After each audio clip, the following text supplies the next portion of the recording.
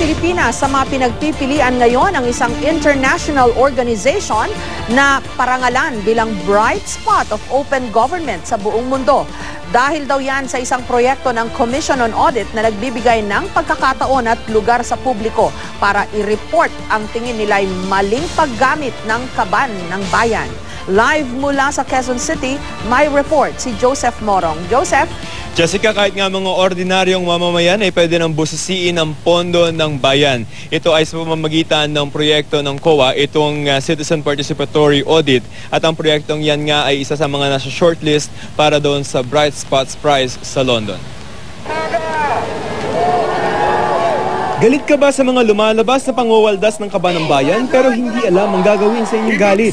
Ang Commission on Audit o COA gusto makaakibat ang ordinaryong mamamayan sa pagbusisi ng pera ng bayan. Sa programang Citizen Participatory Audit, maaaring mag-report ang ordinaryong mamamayan na mga tingin nila ay manumalyang paggamit ng pondo ng bayan sa kanilang lugar. The citizens have the right to demand for good service. When citizens join us, partner with us, we sit down with them and identify the projects that they want to be audited. Isa sa mga nasampulan nila ang 7 bilyong pisong Kamanaba Flood Project. Kasama ang civil society organization, binusisi nila kung napapakinabangan ba ang proyekto. The anchor question is, what we'd like to know is, bumabaha pa ba sa lugar nila? Kasi meron ng flood control project. And from that question, everything else springs up. Sa susunod daw ng mga araw, ilalabas ang resulta ng Citizens Audit, pero ngayon pa lamang sabi ng audit team, may mga nakita na silang hindi kaaya-aya. There were some issues of inefficiencies, okay? Issues on oversight, and issues on proper coordination amongst government agencies involved.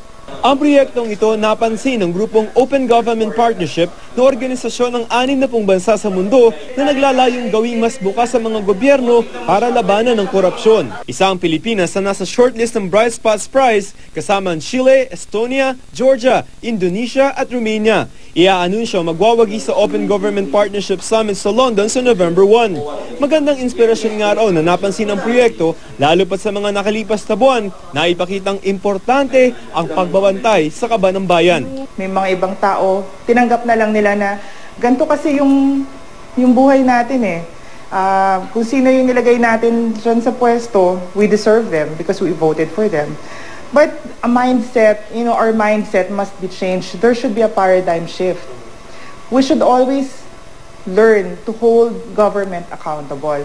Sabi ng COA, pwede mag-tip sa COA ng mga kaduda-dudang proyekto sa pamamagitan ng pagre-report sa www.i-kwenta.com o kaya naman sa pagde-text sa 0915-539-1957 o email sa citizensdesk@coa.gov.ph. Jessica, alam mo yung proyekto na yan ay wala pang 1 taon, November last year lamang inilunsad ng COA yan at napansin na nga ito ng international community. Ngayon, balak ng COA na maging bahagi na yan officially institutionalized kumbaga at gagawa sila ng polisiya para maging permanente na yaang ganyang proyekto sa Commission on Audit. Jessica? So something good can come out of something bad.